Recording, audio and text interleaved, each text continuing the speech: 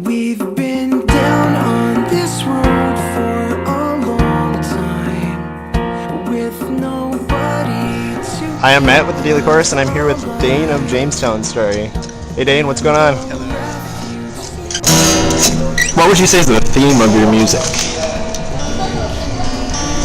The themes. I don't know if I have any themes. I just kind of write songs. A lot of them are depressing, but, you know, I feel there's a lot of happy songs out there, so why not write some sad songs for the people that are sad? That's the only theme I guess I really have. I like acoustic, so it's acoustic sad music. There are a number of guest appearances on your EP and also your upcoming full-length album. There's some guest appearances. I just wonder if you could kind of run through that and kind of how those came about. With the prologue, it's Wickard, just good friends with Wickard. I just wanted them to sing, I needed another part. And then I wanted Lyndon in there because I love Lyndon, they're awesome. The new record, actually, we took out, I was going to have Braden and Brandon both from a band called All the Right Moves, formerly the Evermore Escape, sing on it, but then as time constricted, it just wasn't really working. So that's going to happen in the next CD. And then I had Brian Durham, it's actually Brianne, sing on this one, and her voice is pretty much just amazing. So I had her do a couple parts, and it's awesome. Very sweet. I love her voice. What do you think of the Minnesota music scene and all the bands that have been just buzzing around here lately? We've been creating quite the buzz. And also, who are some of your closest friends from the Minnesota scene? Thumbs up to the Minneapolis music scene. It is just blowing the fuck up. So look out. Good friends that take cover. Those guys are awesome. Lyndon, Trace the Skyline. Who else is down here? Just other bands, friends that represent. My brother and I are working with a band, like we said, I'll call it All the Right Moves, and they have a new EP coming out that's just going to be, it's awesome. So get ready for that. That's all I can say. Another Minnesota band that's signed to just release their album is Sing It Loud, which you actually used to be in. I was just wondering, do you still keep in touch with them or follow their progress? Or? For sure. Still talk to all the guys, and still I watch YouTube stuff. It's cool and sweet, and I check the site. I still love the band. It's sweet. It's good stuff. You wrote a blog about your decision to stay independent, that you don't necessarily need the label support. Well, basically, it's the thought that an artist, like, you know, I don't know, it's just me rambling for a while. Like, there's just a lot of artists that are just starting to do it by themselves because labels are starting to, like, go away. They're really, it's just kind of a flawed industry right now, and I don't see it as getting better. I see, like, a lot of bands now are just starting their own labels and just putting their stuff out themselves, and a lot of people are, like, yeah, there are a lot of people doing that. I have just been doing that, and it's worked for me. So it's like, I just, at this point, I don't really feel like I need a label. I don't need, you know, I think a lot of it was just frustration with bands that like to just start up just to get signed. I think that's really just completely stupid. It's annoying to hear.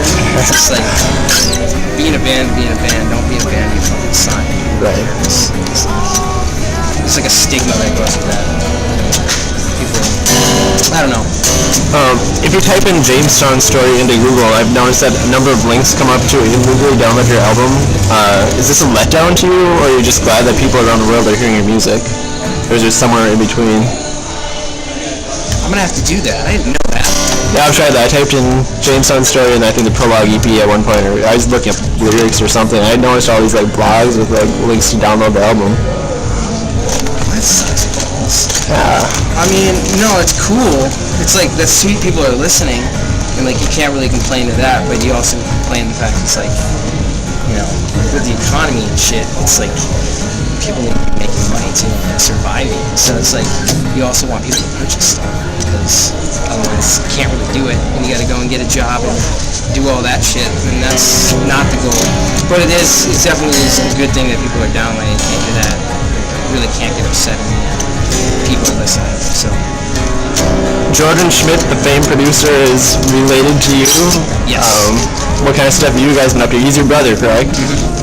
We after singing loud, I just decided I'd like to get into like producing and trying out, because we've always done Jamestown stuff together, and we started out with All the Right Moves. We did their EP that worked out really good, and then we did the Jamestown stuff, and now we're going to be working with a band called Between the Two from Pennsylvania, friend Brooke, Rock on Brooke, and then we're going to do another track for a band called Forward Cause, and from there I don't have anything planned, but that's going to be in November.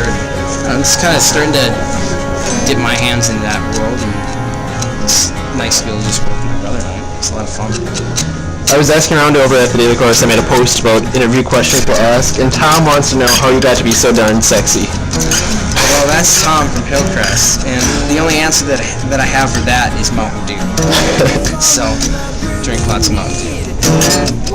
If you could only watch one TV show for the rest of your life, what would that be? I guess lately I'd have to say, oh man, that's really tough. It's either the Weird Food Show.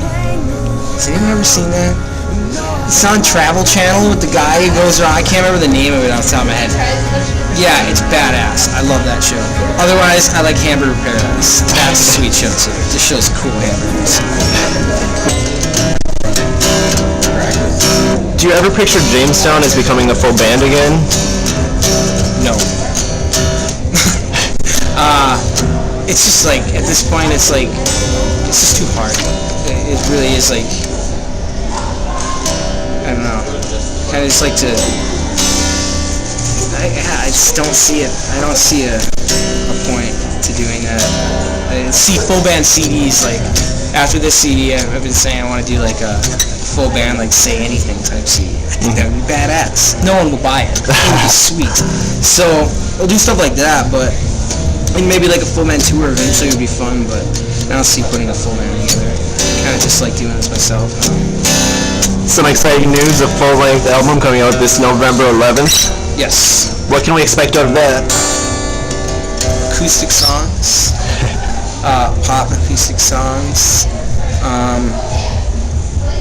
don't know, I kind of based it off of like my first album and like the earlier Dashboard stuff. Just trying to get like that, just that emo acoustic feel, you know. It's like, people love acoustic stuff, and they can always like find something with it, and that was my goal. I don't know. I like acoustic stuff too, so that'll be fun.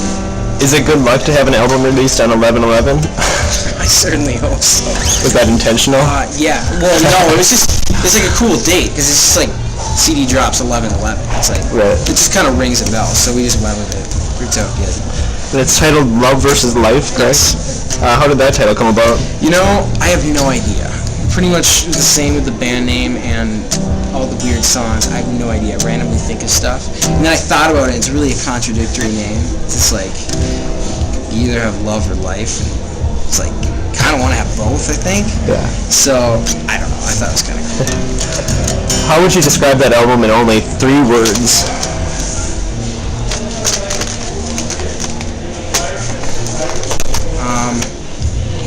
Pop, acoustic, and testicles.